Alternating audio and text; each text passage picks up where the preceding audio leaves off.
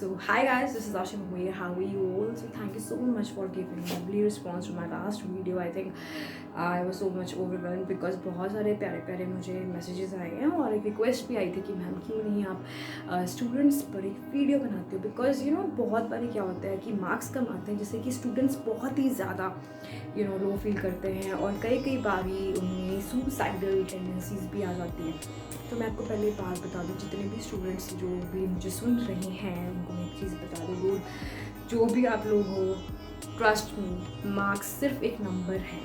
No doubt अगर आ जाए तो बहुत अच्छी बात है, बट बहुत बारी ऐसा देखा गया है कि जिन लोगों के बहुत ही ज़्यादा मार्क्स होते हैं तो वो शायद इतना ज़्यादा अचीव नहीं कर पाते, पर कई बार एवरेज स्टूडेंट भी लाइफ में वो अचीव कर लेते हैं, शायद दूसरे नहीं कर सकते। बहुत सारे हमारे एक्टर्स भी हैं जिनके मार्क्स या उनकी तो एडुकेशन नहीं पूरी हुई है। इसका मतलब ये नहीं कि आपने एडुकेशन पूरी नहीं करनी। इससे सिर्फ एक चीज़ सीखनी है कि सक्सेसफुल होने के लिए आपको नंबर्स की ज़रूरत नहीं है।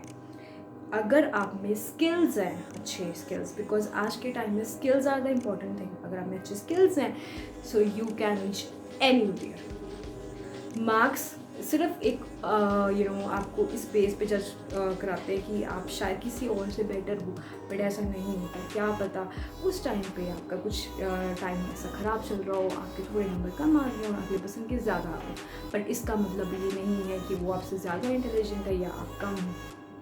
एक और बात, जब हम कोई भी मंजिल में पहुंचते हैं, स्टेप्स 1 2 3 4 5 6 7 जो भी जितने स्टेप्स हम लेते हैं, तो उसमें कई बार हम गिर भी जाते हैं, ठीक है, बट एट दी एंड हम वहाँ पे खड़े नहीं हो जाते हैं, हम उठते हैं और आगे चलते हैं।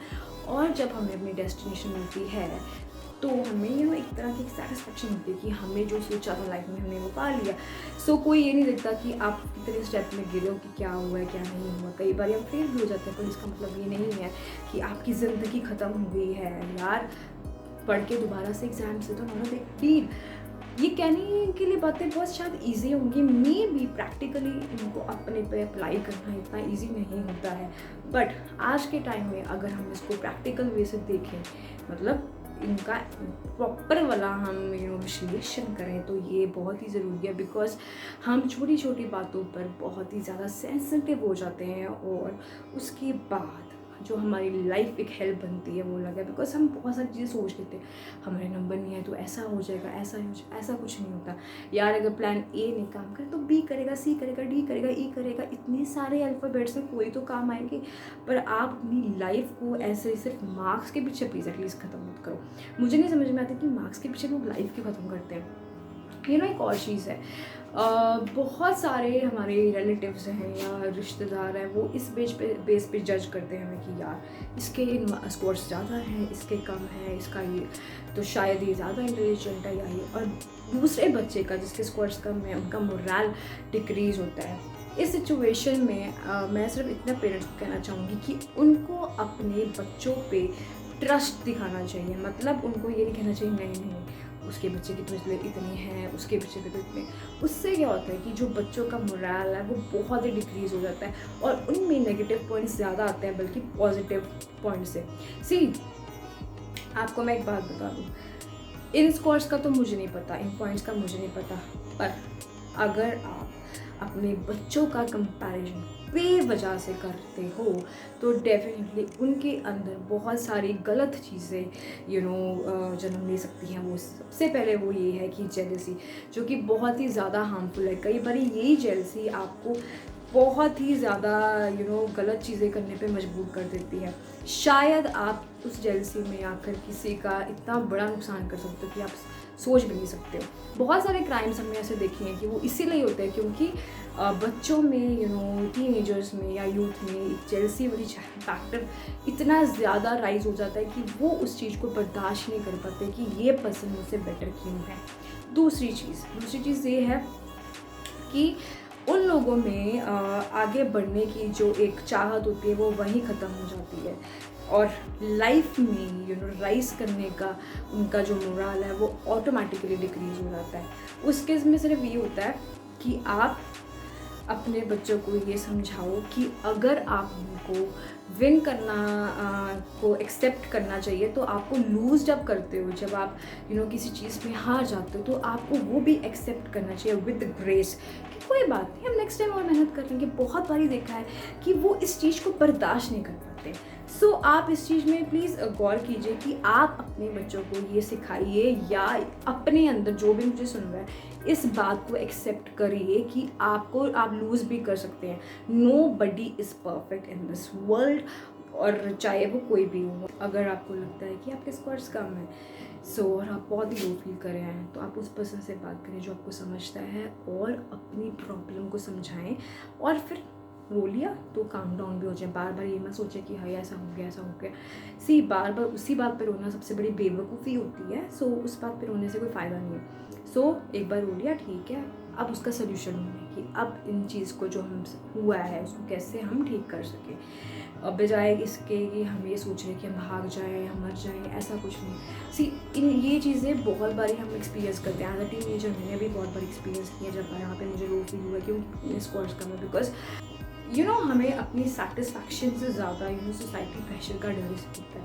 हमें होता है कि यार हमें लोग जज करेंगे, हमारे नंबर कम आ गया, हमारा ये हो गया, हमारी दुनिया ख़त्म हो गई। इसका सिर्फ ये इलाज है कि आप अपने दिल से एक बात पूछे कि ये आपने स्कोर्स अपने लिए लिए कि लोगों के लिए लिए, पहली बात। दूसरी चीज़, क्या आप इन स्कोर से खुश है कि नहीं है? अगर आप नहीं है तो ठीक है। Everyone in the world is intelligent, but the thing is उसको ये खुद जज करना पड़ता है या अपने को पहचानना पड़ता है कि वो कितना इंटेलिजेंट है। ये इंटेलिजेंस की निशानी बिल्कुल नहीं होती कि आप इन चीज़ों पर बहुत ही ज़्यादा लो फील करने लगें और ऐसे स्टेप्स उठा लें जिसका आपको बाद में बहुत ही पछतावा होगा, और शायद आपकी लाइफ आपके लिए इम्पोर्टेंट नहीं होगी, पर कुछ लोगों के लिए हो सकती है जो कि आपके बहुत ही क्लोज वन है। तो प्लीज़ उनका सोचिए। लास्ट में एक बात बोलना चाहूँगी, वो ये है कि लाइफ में सबसे बड़ा जो आपको जज करता है वो पर्सन, वो आता है आपका खुद का सोल। आप किसी से भी हेल्प ले सकते हैं। एक बार लोगे, दो बार लोगे, तीन बार लोगे, चौथी बारी कोई आपकी हेल्प नहीं करेगा। You should be that kind of strong person, और बहुत ही ऑप्टिमिस्टिक, जिसको ये सोचना चाहिए कि अब मुझे खड़ा होना है और आगे मूव ऑन करना है। Move on is the simplest thing जो आपको आगे बढ़ा सकती है। अगर आप बार बार बैक देख के ऐसे फील करने लगोगे कि हाँ ये मेरे साथ ये हो गया, फिर आप आगे बढ़ ही नहीं सकते हो, और आपका जो प्रेजेंट है प्लस आपका फ्यूचर है दोनों खराब हो जाएगा। इसका मैं आपको सिर्फ एक एग्जांपल देती हूँ कि जब भी मेरे एग्ज़ाम्स होते थे, जो एग्ज़ाम हो चुका, मैं कभी भी उस पेपर के बारे में डिस्कशन नहीं करती थी। मुझे पता था कि अगर मैंने इसके बारे में डिस्कशन कर दी, अगर मेरा कोई आंसर गलत निकल गया, हो सकता है ये चीज़ मेरे नेक्स्ट एग्ज़ाम पे इफ़ेक्ट करेगी या नेक्स्ट पेपर पर इफ़ेक्ट करेगी। बातों की बात ये है कि आप पिछली चीज़ों को लेकर क्रिब मत करें बार बार, क्योंकि हो सकता है उससे आपका जो आने वाला कल है वो और स्पॉइल हो जाए। तो इसीलिए उसको मेंटेन करने के लिए balance your self, your mind, your brain, because अब देखा जाए तो एडुकेशन का कितना बुरा हाल हो चुका हो, किसी को नहीं पता था कि ऐसे होने वाला है। अगर अब भी चीज़ें मैनेज हो रही हैं इतनी मुश्किल से और हम कर रहे हैं, तो उस टाइम पे भी कर ही सकते थे या कर सकते हैं आने वाले टाइम में। अगर हम इतनी बुरी सिचुएशन में पढ़ भी सकते हैं, नंबर लेके भी आ सकते हैं, तो क्यों नहीं हम आगे भी कर सकते हैं, है ना। Buck up yourself dude, skills को पहचाने, क्योंकि स्कोर से you can not earn, skill से आप अर्न कर सकते हो। बिकॉज आजकल स्किल का ज़माना है यार। अगर आप आर्टिस्टिक हैं, अगर आप बहुत अच्छी चीज़ें कर रहे हैं, अच्छा कंटेंट लिख रहे हैं, और बहुत सारी फील्ड्स हैं जिसको आप एक्सप्लोर कर सकते हैं, और अपना टैलेंट को पहचान के उसके थ्रू आप पैसे भी अर्न कर सकते हैं। मेन बात यही होती है कि आपको सक्सेसफुल होना है और पैसे कमाने हैं। तो अगर आप अपने स्किल्स के थ्रू ही कर सकते हो तो वाई नॉट। नंबर वगैरह ये सब कुछ जो चीज़ें हैं वो हैं, ज़रूरी हैं, बट इतनी ज़रूरी नहीं है कि वो आपको आपकी लाइफ को लेकर इस बात पे फैसला सुनाएंगे कि जो भी आप हो तो आप अपनी लाइफ ख़त्म कर दो। क्योंकि आपके स्कोर्स कम है। स्कोर्स कभी भी आपको डिफाइन नहीं करते हैं।